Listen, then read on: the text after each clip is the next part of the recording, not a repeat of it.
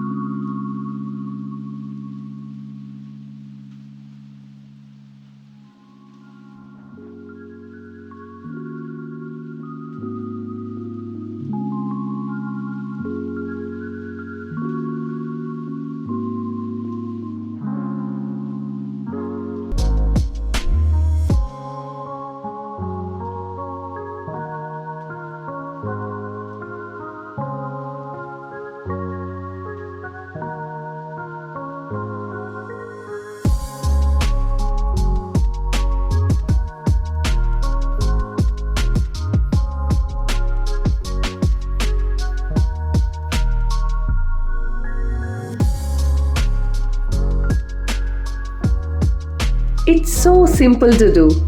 I hope you all decided to do Rakhi for your loved brothers on your own. And please share your thoughts in the comment section below.